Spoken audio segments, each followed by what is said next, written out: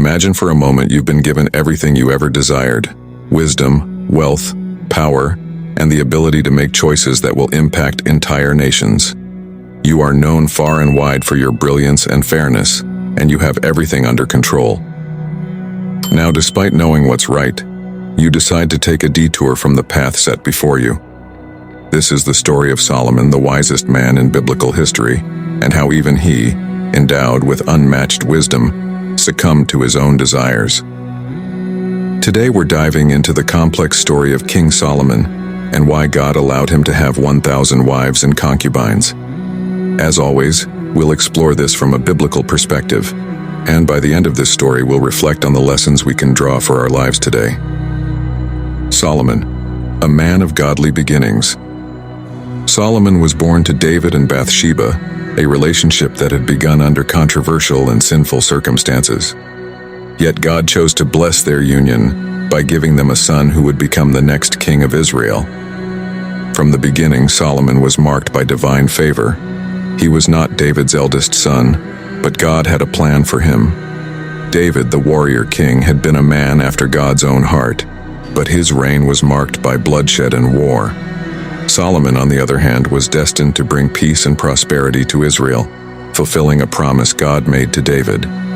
Early in his reign, Solomon exhibited remarkable humility and devotion to God. In 1 Kings 3:5-9, we read the famous account where Solomon, given the opportunity to ask for anything from God, chooses wisdom. This choice pleased God greatly. In response, God said, "Since you have asked for this and not for long life or wealth for yourself, nor have asked for the death of your enemies but for discernment in administering justice, I will do what you have asked. I will give you a wise and discerning heart, so that there will never have been anyone like you, nor will there ever be. Moreover, I will give you what you have not asked for, both wealth and honor, so that in your lifetime you will have no equal among kings. And if you walk in obedience to me and keep my decrees and commands as David your father did, I will give you a long life." So Solomon didn't ask for riches, long life, or power over his enemies. Instead, he asked for discernment to govern God's people wisely.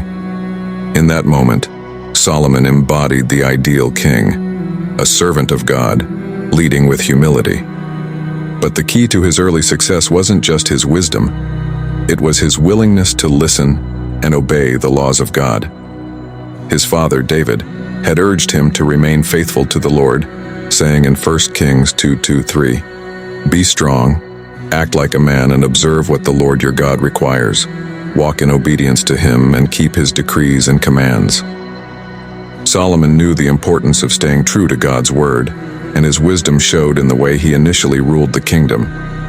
His writings in Proverbs and Song of Solomon are filled with insight and divine inspiration. He knew how a godly marriage should look, writing about love, commitment, and fidelity. So what went wrong? How did a man who understood God's heart for marriage end up with 1,000 wives and concubines? The slow drift. As human beings, our choices don't always reflect our beliefs. It's easy to know what's right and still take the wrong path. Solomon started strong, but as time went on, he slowly began to drift away from the wisdom that had once defined his life. God had given clear instructions in Deuteronomy 17:14-20 for any king who would rule over Israel. These laws were safeguards to protect the king and the nation from corruption. The king was specifically instructed not to amass great numbers of horses, wives, or large quantities of silver and gold. Each of these warnings was there for a reason. 1. Horses, briar, represented military power and the temptation to trust in strength rather than God. 2. Wives, from foreign nations, posed the risk of introducing the king to false gods and foreign practices. 3. Wealth could lead the king to rely on riches instead of God's provision. At first, Solomon honored these guidelines. He was humble and devoted to God's will, avoiding the trappings of wealth and power. But slowly, things began to change. His kingdom grew larger, his influence spread, And with that came temptations that seemed at first harmless. Let's imagine the scenario. Solomon is sitting in his magnificent palace, surrounded by advisors and courtiers. He's already established peace with neighboring nations, and his wealth is beginning to pile up. Envoys from far-off lands arrive at his court, bringing gifts, gold, and offers of marriage.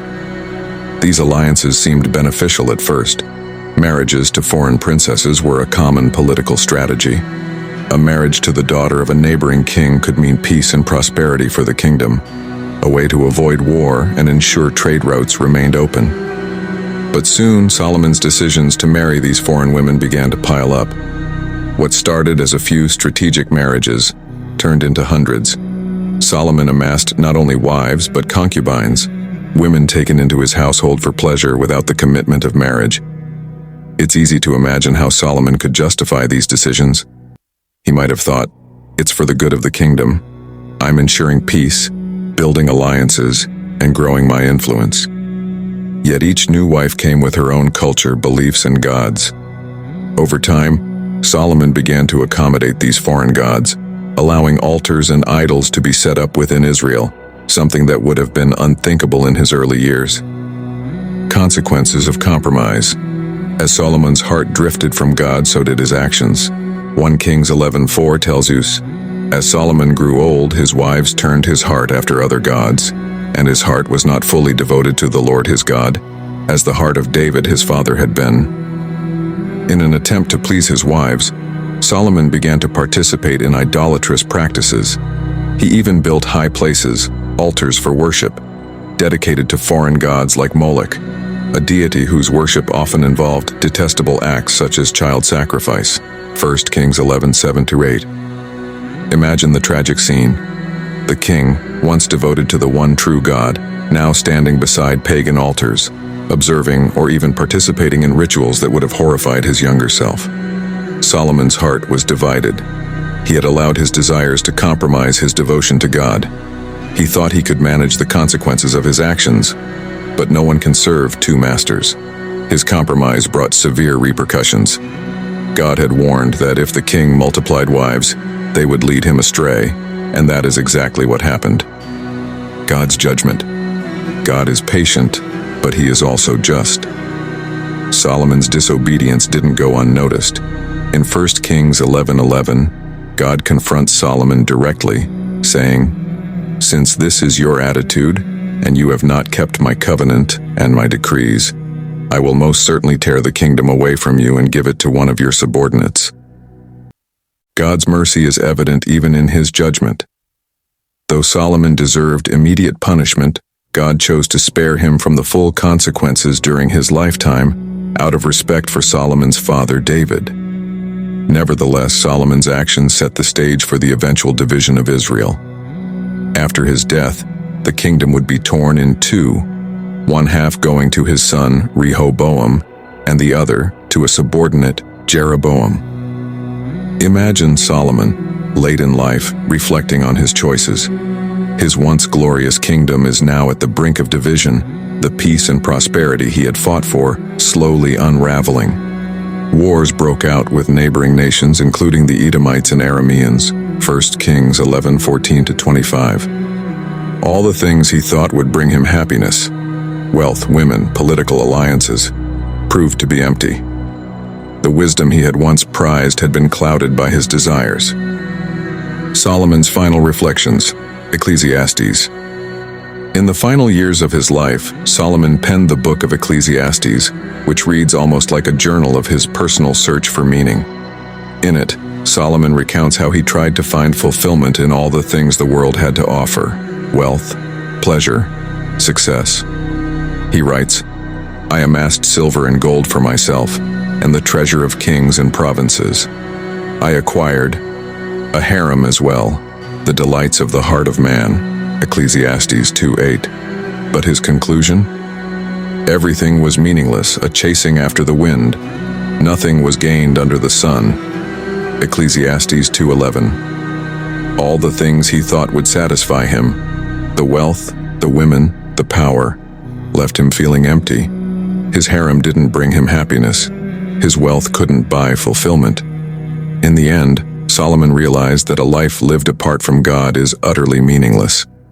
The closing words of Ecclesiastes give us the final piece of Solomon's wisdom. Fear God and keep his commandments, for this is the whole duty of man. Ecclesiastes 12:13.